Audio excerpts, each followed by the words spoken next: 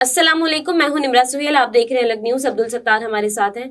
इद्दत case के हवाले से अदालत का बड़ा हुक्म आ गया है। क्या हुक्म आया है उस पर बात करेंगे। और दूसरी जानिब एक सियासतदान के साथ इंतहाई बुरा सलूक किया गया, उसकी वीडियो भी सोशल मीडिया पर वायरल हो रही है। वो क्या है उस पर बात करते हैं। और उसके अलावा फयाजुल हसन चौहान साहब ने इलेक्शन के हवाले से एक बड़ी खबर दे दी है। वो क्या है, इन सब पर गुफ्तगू करते हैं। लेकिन उससे पहले आपसे रिक्वेस्ट है कि अलग न्यूज को सब्सक्राइब करें, शेयर करें और कॉमेंट्स में अपनी राय का इजहार करें। कॉमेंट्स शामिल करते हैं। बिल्कुल।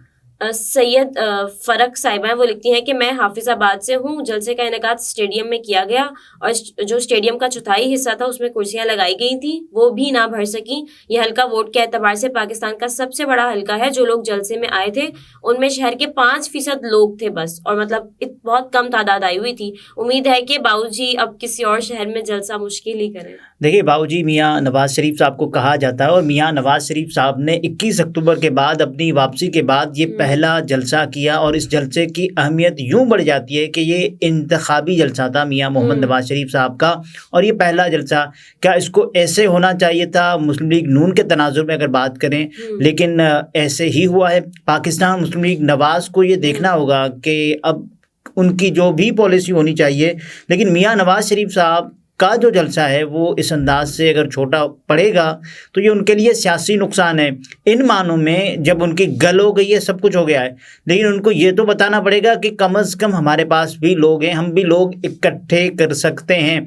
ऐसा नहीं हो सकता कि इस जलसे में एक और अजीबोगरीब मंजर लोगों ने तब देखा जब मियाँ नवाज शरीफ साहब ने जो आखिरी स्पीच है वो मरियम नवाज साहिबा से करवाई कि आप आखिरी स्पीच करेंगी।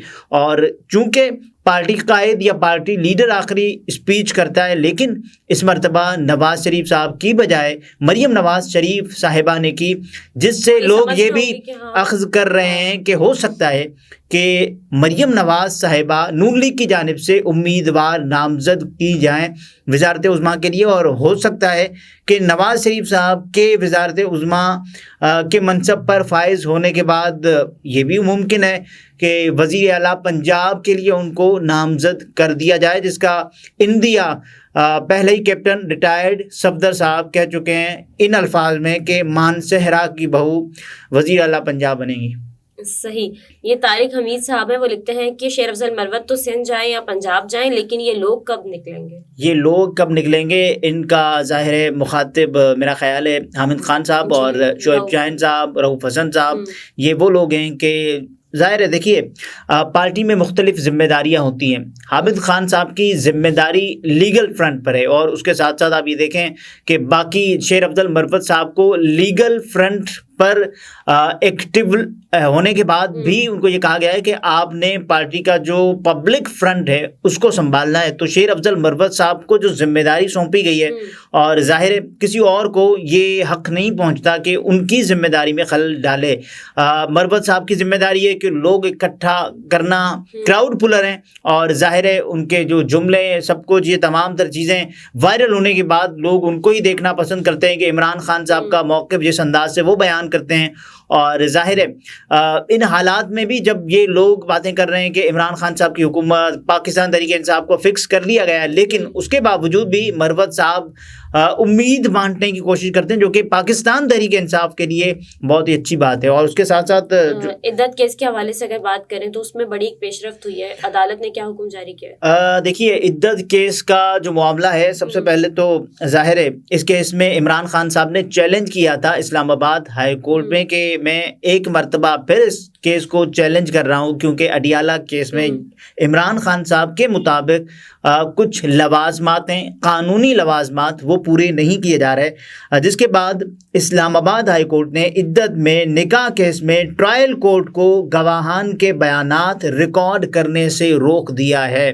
और ज़ाहिर है हमने ये मुतअद्दिद अहकामात सुने अदालत की जानिब से कि एक के बाद एक हुक्मनामा आता है जिसमें ये कहा जाता है कि आपने अब मज़ीद कार्रवाई नहीं करनी, लेकिन उसके बावजूद भी हम देखते हैं कि कार्रवाई होती है और उसके बाद फिर अदालत से रुजू किया जाता है। फिर अदालत कहती है कि ऐसे नहीं होना।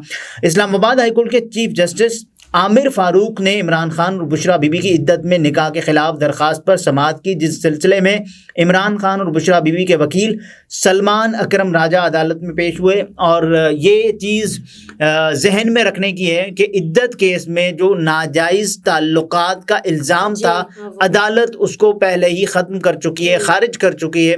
और ज़ाहिर है क्योंकि शवाहिद नाकाफ़ी थे लतीफ़ साहब के अपने बयान के मुताबिक। लतीफ़ वो जो चेहरा ढांप कर आया, लतीफ़ वो जो खावर मानिका का मुलाजिम, और उसके बाद ज़ाहिर है तमाम तर चीज़ें। सलमान अकरम राजा ने अदालत में कहा कि सारी डिस्ट्रिक्ट जुडिशरी अडियाला जेल में मौजूद है। आज इन्होंने गवाहान के बयानात रिकॉर्ड करने, इस पर अदालत ने सवाल किया कि गवाहों के बयान रिकॉर्ड कराने से रोक देते हैं, केस बताएं हैं क्या। अदालत ने सवाल किया कि उमूमी तौर पर इद्दत का दौरानिया कितना होता है।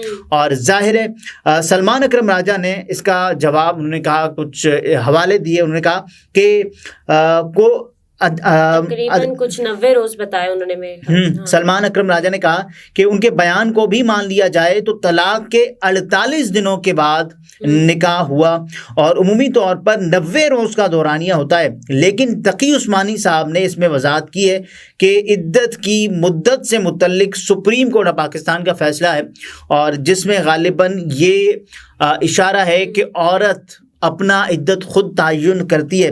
इस पर जस्टिस आमिर फारूक ने कहा कि फ़र्ज़ करें इस मुतल्लिक सुप्रीम कोर्ट का फैसला मौजूद न हो, आपने इस दरख्वास्त में क्या चैलेंज किया है। सलमान अकरम राजा ने कहा कि हमने बानी पाकिस्तान तहरीक इंसाफ और बुशरा बीबी को जारी समन चैलेंज किए हैं।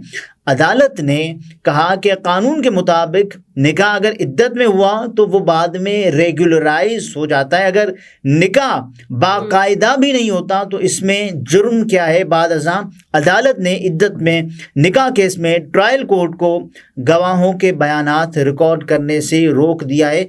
और ज़ाहिर है इमरान खान साहब के लिए एक के बाद एक जो रिलीफ अदालतों से आ रहे हैं और जो कि उनका हक बनता है और उनको मिलने चाहिए। अब देखना यह है कि इसके बाद जो मज़ीद कार्रवाई है, इद्दत केस तो फारिग तरीन केस है जो कि क्योंकि सियासी हालात में इमरान खान साहब को फिक्स करने के लिए कुछ केसेस बनाए गए, जिनमें इद्दत की मुद्दत वाला केस भी था कि उनको किसी भी वजह से इलेक्शन की दौड़ से बाहर रखा जाए, जो कि ज़ाहिर है इन केसेस की बुनियाद पर तो गया है, वैसे तो केसेस की बुनियाद पर तो ज़ाहिर है इमरान खान साहब इलेक्शन नहीं लड़ेंगे, ये एक बात हो गई। और ज़ाहिर है एक वीडियो वायरल हो रही है इसके अलावा, जिसमें हम देखते हैं कि एक सियासतदान को किस तरह से चंद लोग घसीटते हुए गाड़ी में जबरदस्ती बिठा रहे हैं, कोई रोकने वाला नहीं है, पूछने ये पाकिस्तान तहरीक इंसाफ के रहनुमा हैं और टिकट होल्डर भी हैं कास्त्रो साहब के, जिनके साथ ये इंसानियत सलूक किया जा रहा है। फैसलाबाद से गालिबन ये वीडियो सोशल मीडिया पर वायरल हो रही है और एक के बाद एक लोग इसको पोस्ट भी करते नज़र आ रहे हैं। लेकिन देखने की बात ये है कि इसमें ये क्या कोई नई बात है? बिल्कुल नहीं है।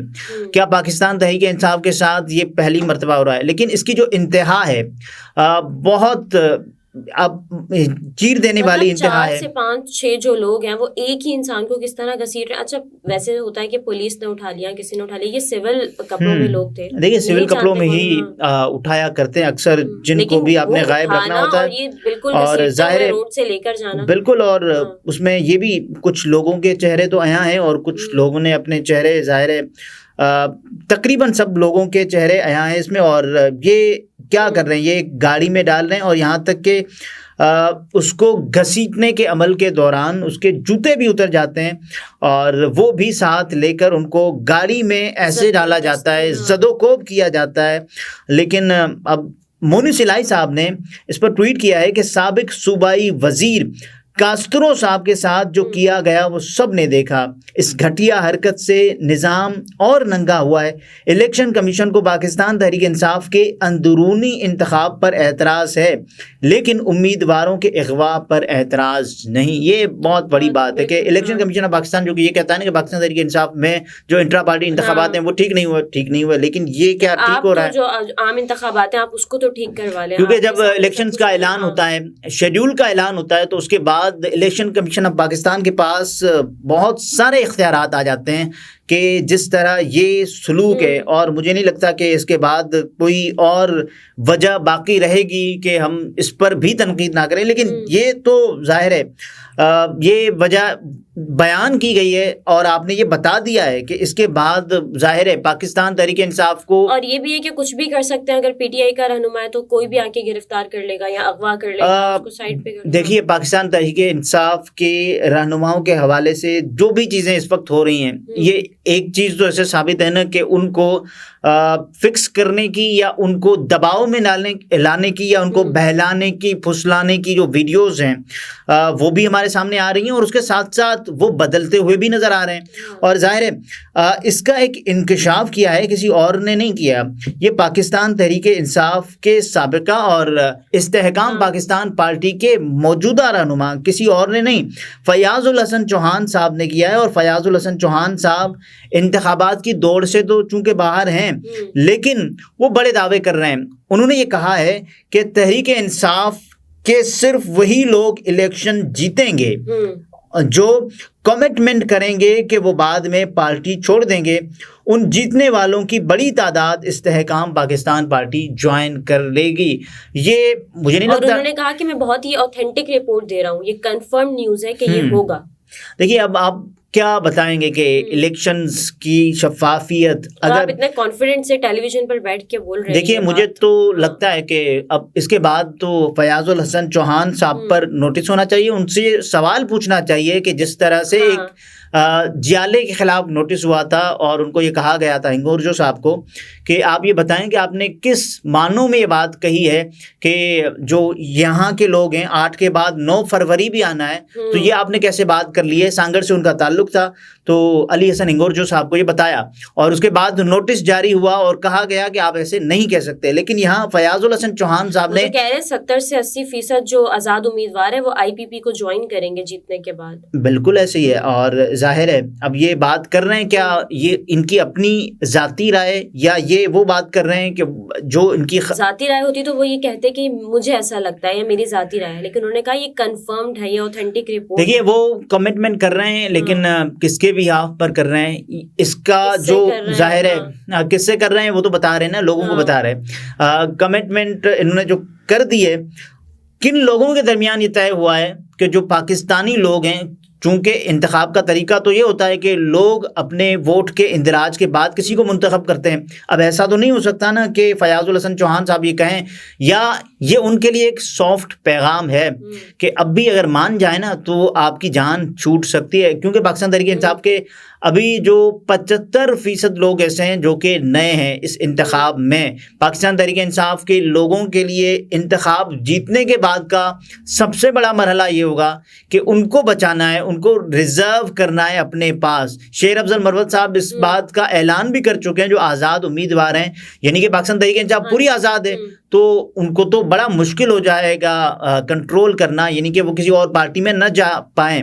तो ये वसूख से भी नहीं कहा जा सकता कि वो पाकिस्तान तहरीक इंसाफ को छोड़ देंगे या पाकिस्तान तहरीक इंसाफ में रहेंगे। और इस बारे में पाकिस्तान तहरीक इंसाफ की जो हिकमत अमली है वो ये हो रही है कि इंट्रा पार्टी इंतखाबात दोबारा करवा लिए जाएं, ताकि ये लोग जब भी इंतखाब जीतेंगे तो ये पार्टी पॉलिसी पर पाबंद हों। और चूँकि इलेक्शन के बाद भी एक महीने का वक्त होता है, तो पाकिस्तान तहरीक इंसाफ एक तो ये गौर कर रही है इस पर, और उसके अलावा बैरिस्टर गौहर साहब इलेक्शन कमीशन पाकिस्तान के दफ्तर भी गए, और दूसरा गौर इस पे हो रहा है कि क्या ये भी मुमकिन हो कि पाकिस्तान तहरीक इंसाफ इंतखाबात से पहले ही इंट्रा पार्टी इंतखाबात करवा ले, और बाद में जाहिर है चूंकि वो एक तो होगा ना, बाकी कितने चांसेस है कि इलेक्शन से पहले इंट्रा पार्टी इलेक्शन होते हैं या नहीं होते, बिल्कुल ऐसे तो बहुत कम है, लेकिन इलेक्शन के बाद भी हो सकते हैं, और जाहिर है अब तो इलेक्शन के बाद होने के चांसेस ज़्यादा हैं। और उन मानों में तो पाकिस्तान तहरीक इंसाफ को ये इजाज़त भी होगी कि वो इंतखाब करवा लें, और जाहिर है सिक्योरिटी भी फराम की जाएगी। और अकबर इस बाबर साहब हैं जो कि ख़ां हैं इंतखाब में मौका पाने के, हो सकता है उनको भी मौका दिया जाए, नौरीन सब, और उसके अलावा भी बहुत सारे लोग हैं, यानी कि 14 के करीब हैं जो कि ये दावा कर रहे हैं। हो सकता है कि ज़ाहिर है पाकिस्तान तहरीक इंसाफ के इंट्रा पार्टी इंतखाब के ऐलान के बाद कुछ और लोग भी सामने आ जाएं। सही। नाजरीन, गुफ्तगू आपने मुलाहिजा फरमाई। अब्दुल सत्तार हमारे साथ थे। इजाजत दीजिए, अल्लाह हाफिज।